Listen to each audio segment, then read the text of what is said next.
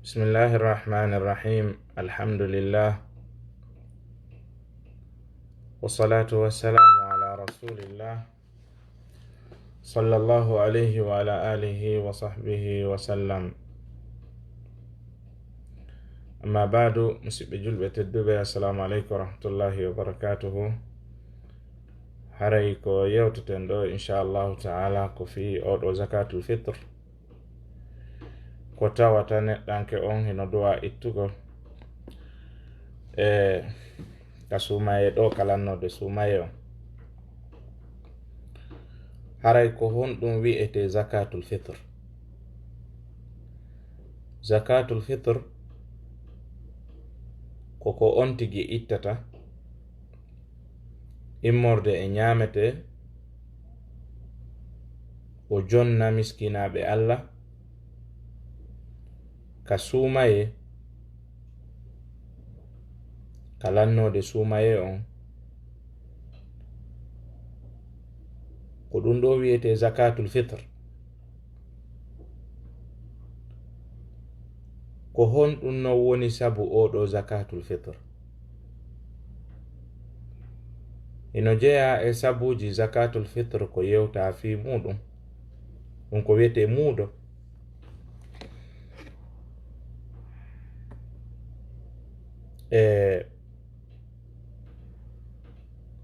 tawa go'o go'o ko yewtereji e kuuɗe e darɗe e memanɗe e yahanɗe ko wonno e wadde e nder sumaye on ko tawata tunini sumaye makko on. haysi tawi hara dewal ngal jaɓama kono hara sumaye on o laaɓa, hara o tuninirimo sabu golle makko ɗen. ko ɗum ɗon woni on ɗon zakatul fitr ko laɓɓinta. ɗum ɗon on ɗon zakatul fitr laɓɓinta. hino jeya e mu'um kadi jonnugol miskinaɓe Allah ɓen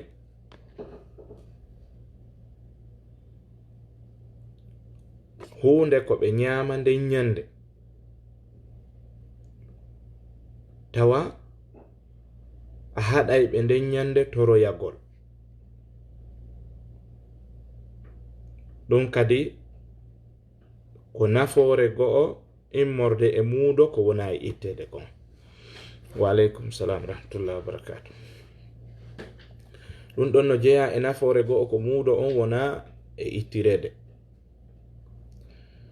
ɗen andi kadi si tawi muudo on ittama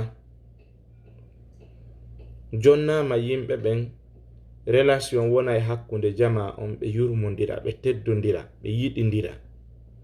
nelaɗo maki tahaddu tahabbu, neldidire on yiɗidiray. pullo fuuta wi'i wo ka goro humma yaari wo gere humma iwrataɗo. eke ka jonnuɗa goɗɗum immorde e nafoore naɓanɗa goɗɗo wo ko hasi kon on ɗon o waɗatama ko bone, o jaɓata kadi bone iwra ɗon arira e telemma makko hewte. sinatara ko marɗo ɓernde ɓawlude kiron, tawa si a jonnimo mbuɗɗin o ƴetta ɗin ɗon o yaha o geride. kono si tawina ɗum ka asli ko anda kon, si a jonni goɗɗo moƴƴere immorde e jawdi ma ko woni wo, ko woni ko ñamete, ko woni wo, ko woni a moƴƴike wonti ko hasi kon, haray on ɗon bonota ko e ma. donc ɗi fof ko nafooreji ko tawata oɗo muudo adday. jonno muudo on ko honde say o ittete. muudo on no itte balɗe ɗiɗi ɗo e juldere nden. si wona ɗum ñande julde ɗo e on tigi iidoyde. balɗe ɗiɗi ɗo e juldere nden hino sella ka on tigi itta muudo. ma ɗum ñande julde tigiri kono ko ɗo e on tigi yahude iidi o arta. Wa aleykum salam wa rahmatullah. Haray ko o sa'i ɗo woni ko muudo on duwa ittede.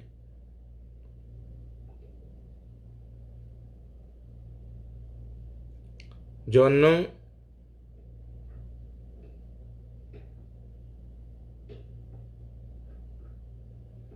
mo hoyɗino yiida e sonnajo jemma ma ɗum ñalorma suumaye o fini o tawi o alamaniyu o lotota kolongal ara kadi suumaye makko on no selli. Si o tawi himo mari maniyu ko yo o lotoyo longal suumaye on kay no selli. Donc oɗo neɗɗo o itta e balɗe ɗiɗi ɗo e juldere nden ma ɗum ñande julde ɗo e o yaade iidi. Haray noon ko honɗum woni konko ittete, ko ittete kon ko ñaameteɗo e leydi ndin ka wonɗa ɗon, ma ɗum ñaamete ɓureteɗo ñaamede e leydi ndin ka wonɗa ɗon, ko on ɗon ittete.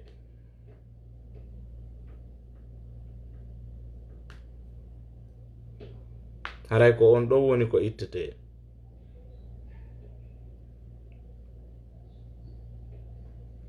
Joni noon si a itti ɗon kadi yewtere hino ɗon yalli hino sella ka on tigi itta mbuɗɗin ka haray ko ñamete on tun e konguɗi karamokoɓe goo sellata ka itta mbuɗɗin, ko ñamete on ittata. Sabu hadith Sayyidina Abdullah ibn Mas'ud radiyallahu anhu ko fillano wonde manelaɗo sallallahu alaihi wasallam e zamanu maɓɓe ko ñamete on wonano e ittende. No wodi noon karamokoɓe goo artuɓe ganin ga ɓe wi hino sella ka on tigi itta mbuɗɗin sabu maslaha alhaali neɗɗanke on eno fewdori noon. Ko waɗi noon no wawi wonde o addane ɗo ñameteji buy. Misal joni suko kamen wiye maaro, o addane maaro buy, ma kaba buy, ma mbahe buy, ma mutiri buy, kono hara wala maafe sabu on ɗum o jogaki mbuɗɗin. Joni noon so tawi woɓɓe jonnimo mbuuɗi ɗin,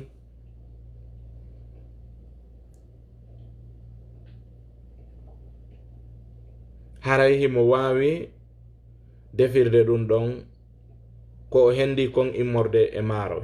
On tigi no yaha fi ñiiƴe makko ɗen ñalorma suuma e mo itta ñiiƴe himo honno wiyete piko ka ɗakkudi fi ɓorugol ñiire nden no sella. Kono noon on tigi wona yo yahu waɗugol entretien ñiire nden ñalorma suuma e ɗum ɗon wattake.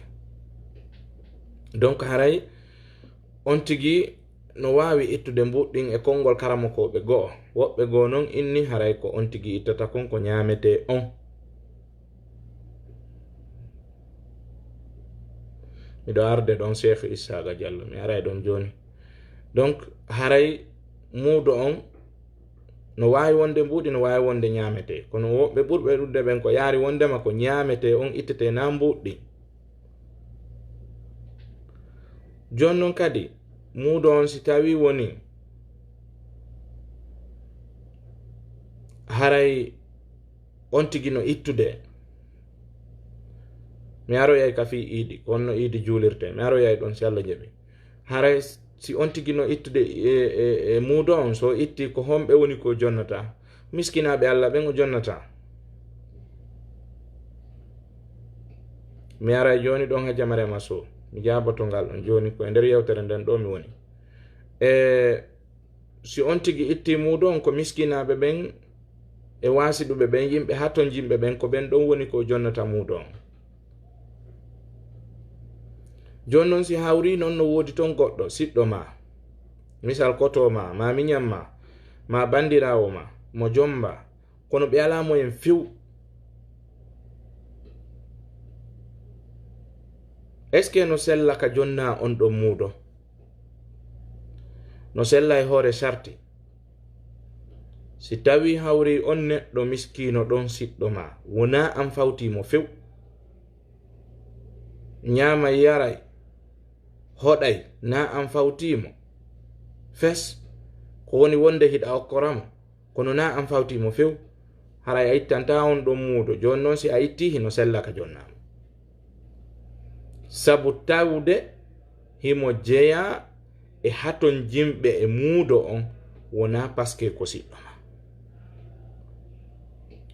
dan faala yo mandi to nde yewtere ɗo moƴƴa falaka goɗɗo yaha yaasi o contradiction yammi o woloya komi wowla sa yejjiti komi woli kon artu ka vidéo ɗo jentitoɗa vidéo moƴƴa mi fillitoto konngol ngol kadi si siɗɗo ma hiɓɓuɗo ma o ala ko miskino ko baaso ko miskino ma ɗum ko baaso o ala few kono na an fawtimo fes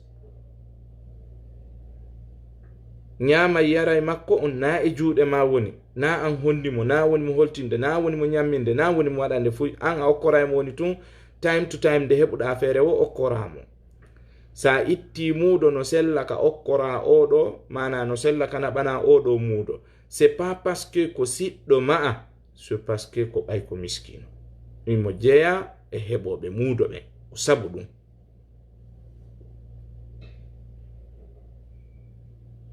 hey mi aray ɗon joni mode Abdoulaye koye ɗin nde yewtere ɗon ni mi woni ɗo ni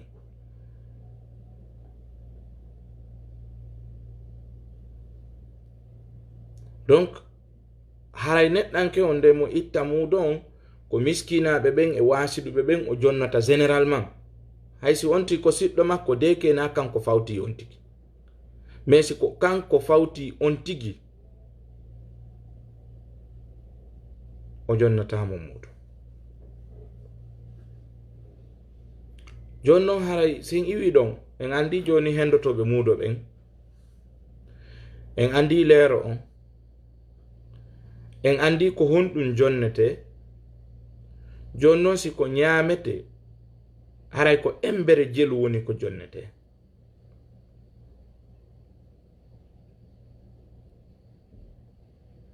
ko embere jelu jonnete ka muudo si woni ko ñaamete wona e jonnede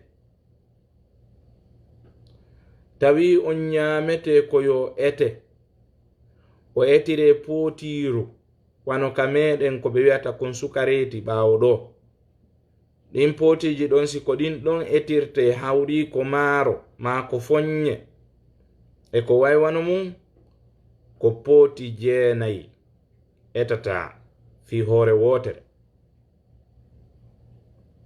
pooti 1 2 3 4 5 6 7 8 9 si timmi 9 frena ɗon ɗum ɗo woni fi hoore wotere ko non waɗirta liste famille ma on wonɓe ɓen e sengol e maɗa ɓe fop etanaɓe goto kala pooti 9 si tawi non naka pooti etirte hara ko kilo waɗete si tawi ko kilo 2 e feccere kilo 2 e feccere woni ko etete kilo 2 e feccere aleykum salam warahmatullahi wabarakatuh joni noon lan faala yon jento ɗo kay toɓɓere goo kadi lan addude ɗo toɓɓere jilɓunde seeɗa nde mi faala yon faamu kadi moƴƴa rete non de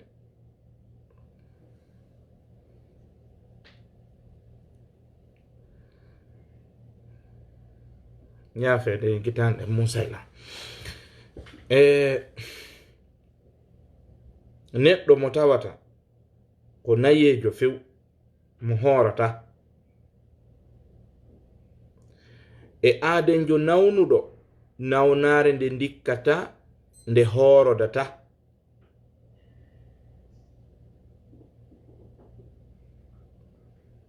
ɓeeɗo ɓe etay ɗum no anda kono ko jeluɓe etata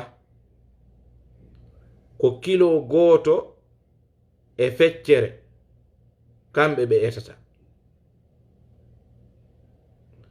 Ademmo mo horata sabu nawnare nde horodata nde dikkata, e neɗɗo mo tawata ko nayejo few mo horata ɓeɗo ko ɓe etanteɓe, kono ɓeɗo ko etante kon ko kilo goto e feccere ɓe etante.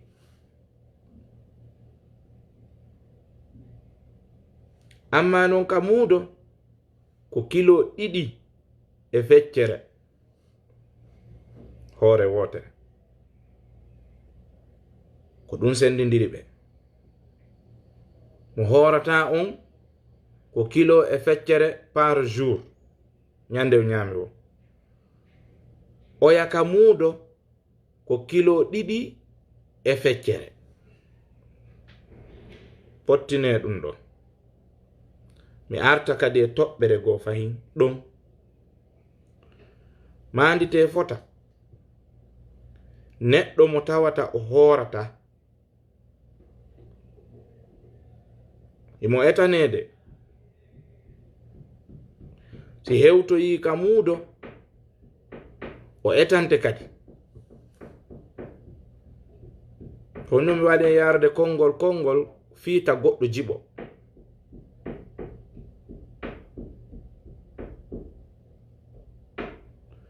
Neɗɗo mo tawata o horata few, mo ñamude, mo etanede par jour, si hewti kadi ka muudo ɓe etanaymo kadi muudo on feere. A innata parce que hari miɗo etande oɗo chaque jour 1 kilo e feccere 1 kilo e feccere, donc voilà ɗo si hewti ka muudo kanko on o tawaka ko heddiɓe horuɓe ɓen ko ɓen ɗon etante. La, no, ko neɗɗo fuu wonɗo ka nder suudu ɗon o etante. Woni o hoori, woni o hoora. Ɗum waɗi ɓe yanane ɓay ɓe landike ɓe inni est ce que boobo etante, mi inni miɗo arde ɗon. O hoori, o hoora. Ko hellifaɗo wona hellifaɗo, ko nawnuɗo ko selluɗo, ko nayejo ko kecco, ko sonnajo ko duhiɗo e etante.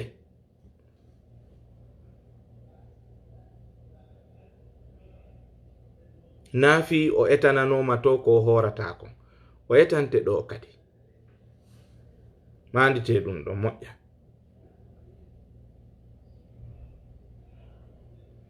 Jonno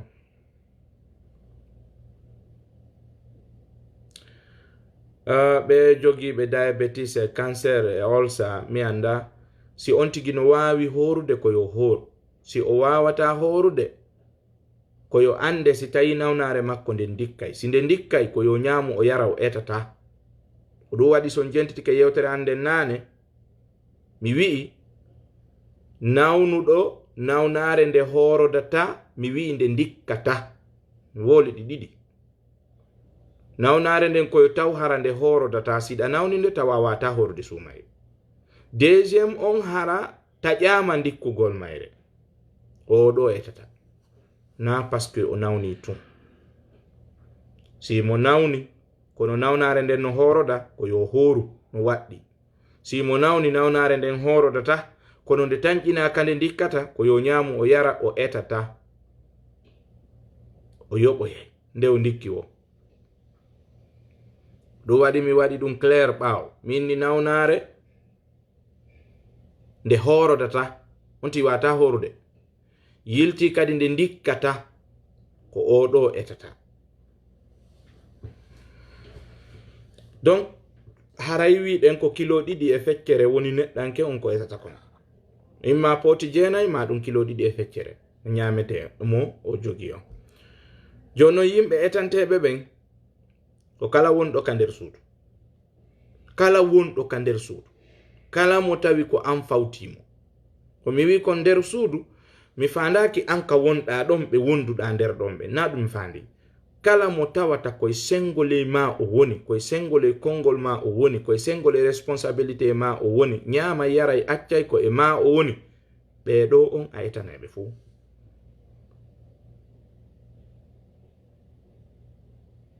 etane ɓeɗo fop tay joni noon si tawi hawri ko mawɓe ma ɓen wano baben ma e yumma ma kamɓe ɓe fuuta par exemple si tawi kamɓe ɓe etante ton hara angiɗa Europe ma Amérique maɗa Australie kamɓe hara ɓe etante haray probléme ala ɓe wawi windude liste ɓiɓɓe ma ɓen ɓe etanan on fuu no wawi wonde si ɓe etanima ton haray an a ɓortike maɗum o an ka wonɗa ton ya fala a ettiranayi on ton on fuu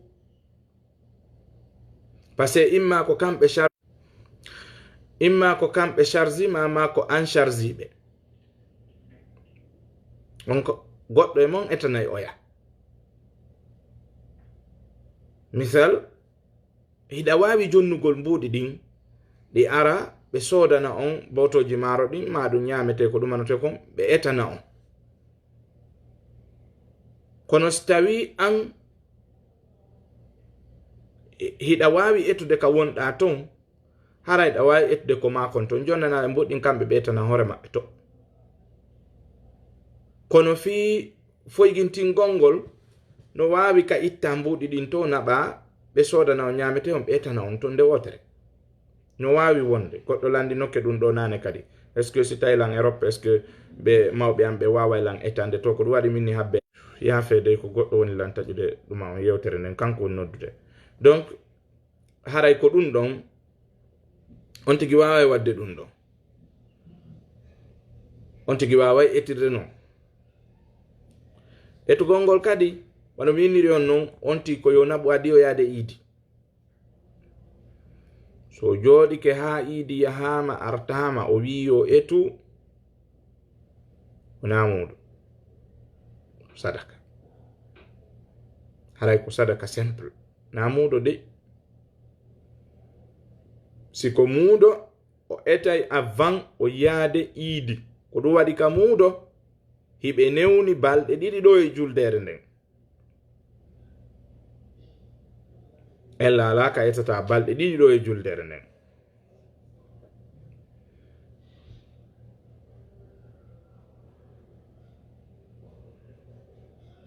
famali question mon Modi Umar Diallo donc ɗum ɗon haray ko non on tigi wawata yarude o eta o jonna joni noon si hawri kanko hara mo andi miskina ɓen wawi etude o naɓa o jonnoyaɓe so tawi noon o andaɓe simo falamo wawi naɓde ka julirde o jonna imamu ɓen kamɓe ɓe distribua si tawi woni kamɓe ɓe naɓay ko yo jonnuɓe o andi kadi naɓay wona yo naɓu tun o jonnoya fi yo ɓorto ko yo jonnu ko tawi o tañƴini ɓeɗo si o jonniɓe ɓeɗo ɓe naɓay ɗon noon si ɓe naɓali ko kamɓe mardi Allah affaire kanko ara o ɓortike mais si kanko himo andi duwaɓe jonnede ɓen ko yo naɓo jonnoyaɓe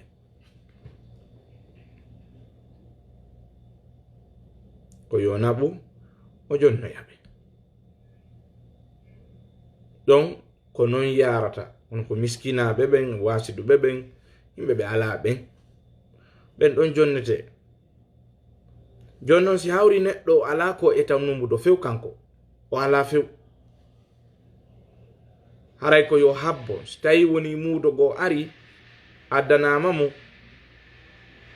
wawi ettude ɗon o naɓa ko woni e sengo makko kon ɗuma ɗum heddo ko ñama kanko kadi kono si tawi heɓaki ma ɗum yonata few haray Allah fawnatamo si wona yeru ko townata kon ko woni tun on tigi yo hulu Allah o anda Allah hino andi alhaali makko on si mo mari e si o ala min no wawi wonde min mi anda an ala ma hiɗa mari, kono Allah kanko himo andi si an hiɗa mari e si a ala. Donc si on tigi mornike o ronki ittude, nde Allah no nangoyamo wulitirta hay goto.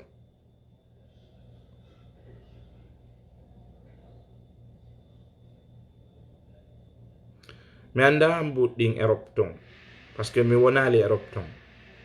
Mi anda ko wano jelu goɗɗo wawata ittande hoore. Ɗum ɗon haray ko karamokoɓe wonɓe ton ɓe landotoɗo wano Oustaz Abdoulaye Bruxelles en e wawɓe no maɓɓe, Oustaz Ahmad Ba en e groupe maɓɓe on, ɓen ɗo woniri Europe ton, ɓen ɗo woni e wurude ton, ɓen ɗon haray hino falti wano prix ji ɗin ton ko honno ittirte. Est ce que mbuɗɗinmoɓe tewni ɗi naɓe ka juulirde soode nde wotere sakite ton o woye mbuɗɗin haray ɗi ranvayete woni ka meɗen awa si tawi ɗi yahay ko wano embere jelu, si tawi kadi kaka juulirde ɗi naɓete ko contribution wona waɗede goto kala itta embere ko e mum ɗen haray ko embere jelu goto kala wata ittude.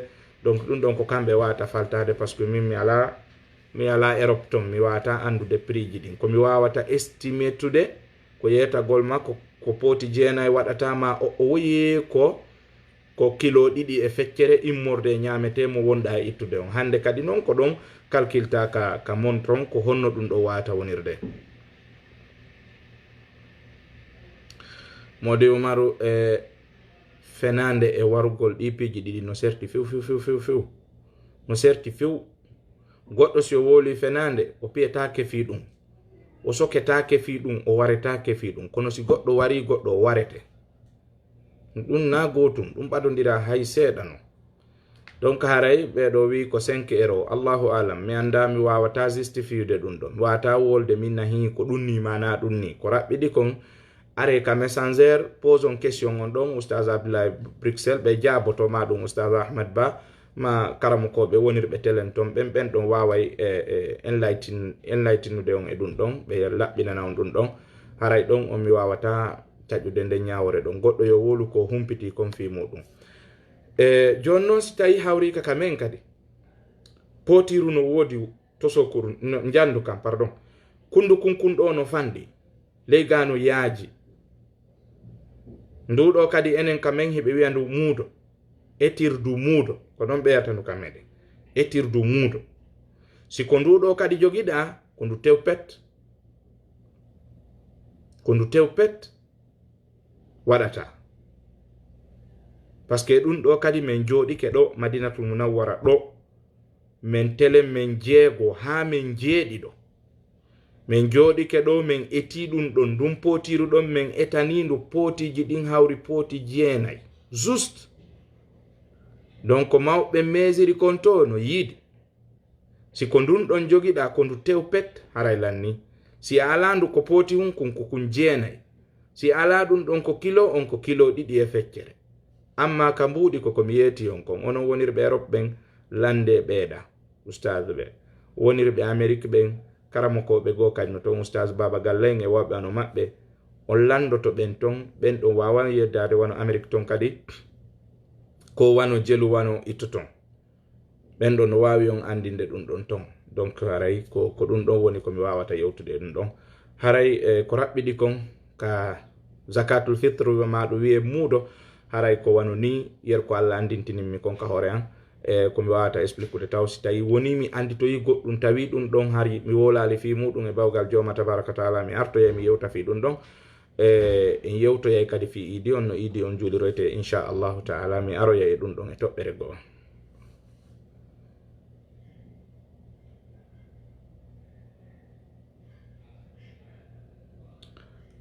O GoFund mi yaali mi sikka jonnugol zakatul fitr on ka GoFund haray no wawi sellugol ka réseaux sociaux ji. Min on haray ɓernande walake ɗum ɗon, on tigi yo jonnu imma miskina ɓen direct, ma o naɓa ka julirde ɓen ɗon naɓa direct, ma ɗum o naɓa ɗi ka meɗen ɓeya ittanamo ton. Amma naɓugol ka GoFund ka internet ma ka online ittira ɗon sadaka on, anda ko ɓe woni yahande, anda ɓen woni ɓe yahani kadi est ce que ɓen ɗon ko tigi tigi ɓe haton jimɓe ɗaɓɓaɓe ɓe islam wi ɓen esi wona. Donc haray no metti ñawde ɗum ɗon, haray mi wawata taƴude ɗum ɗon.